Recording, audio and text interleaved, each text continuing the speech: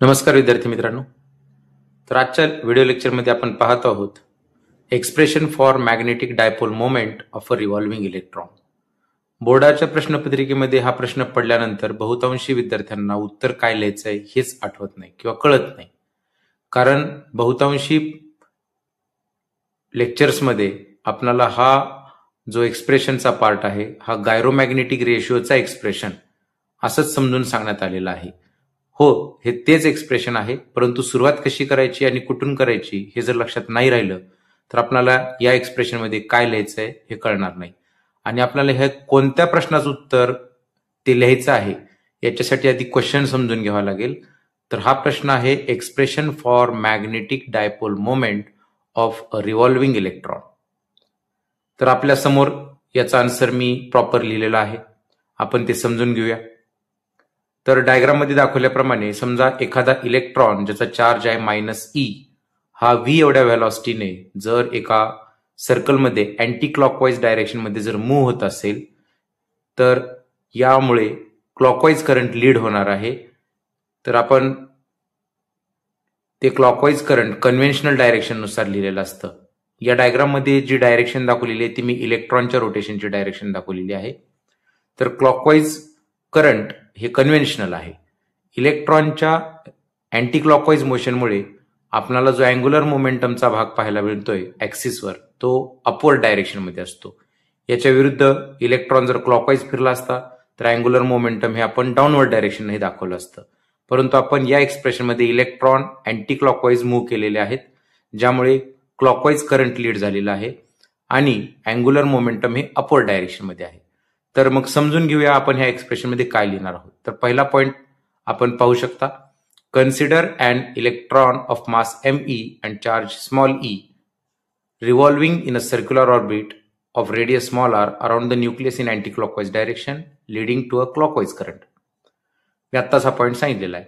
दुसरा पॉइंट पाहू आपण, the angular momentum of electron due to its orbital motion is given by. तर इलेक्ट्रॉनच्या अँग्युलर मोशनमुळे जो काही अँग्युलर मोमेंटम आपल्याला अपवर्ड डायरेक्शन मध्ये दिसतोय त्याचा फॉर्म्युला आहे LO, that is orbital angular momentum is equals to mvr. हा इलेक्ट्रॉनचा असल्यामुळे me सबस्क्रिप्ट आहे small e, mevr equation number 1. मी सांगितल्याप्रमाणे as electron is moving in anti clockwise direction angular momentum vector L acts along normal to the plane of electron orbit in upward direction. जर समजा capital T हा period of revolution of electron असेल, that is period of revolution of orbital motion of electron, तर magnitude of circulating current is given by इलेक्ट्रॉनच्या anti clockwise मोशनमुळे जे काही clockwise current setup झालेला आहे त्या करंटचा फॉर्म्युला आहे I is equals to E/T, जो की जनरल फॉर्म्युला आहे. But we know capital T is equals to distance upon velocity, हा जनरल फॉर्म्युला आहे, that is equals to 2πr/v. कारण पूर्ण एका रोटेशन मध्ये इलेक्ट्रॉन 2πr एवढं डिस्टन्स ट्रॅव्हल करणार आहे आणि त्याची व्हेलॉसिटी आपण v घेतलेली आहे. Therefore I is equals to E divided by 2πr/v. Therefore I is equals to EV/2πr.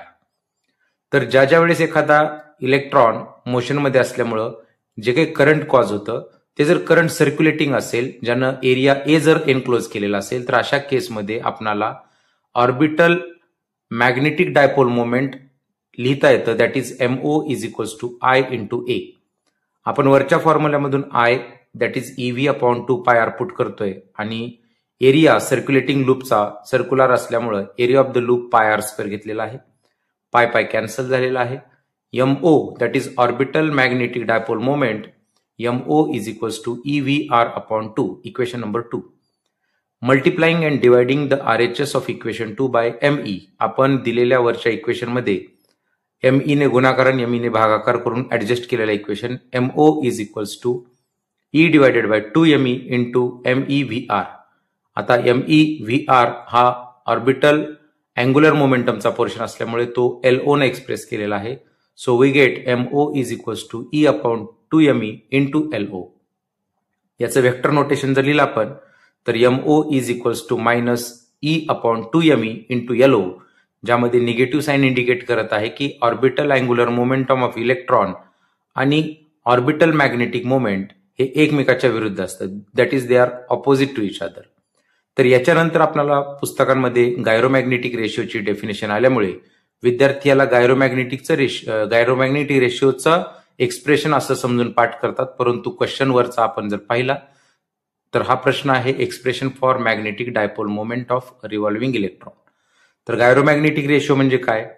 तर gyromagnetic ratio is the ratio of orbital magnetic dipole moment to the angular momentum of electron. That is called gyromagnetic ratio and it is given by MO upon LO is equals to E upon 2ME. यामध्ये E आणि ME ची जर आपण constant value जर put केली तर आपल्याला final value भेटत आहे जी की कॉन्स्टंट आहे, that is 8.8 into 10⁻10 coulomb per KG. तर आपण दररोज एक 4 किंवा 3 मार्काचं एक्सप्रेशन एक्सप्लेन करत आहोत.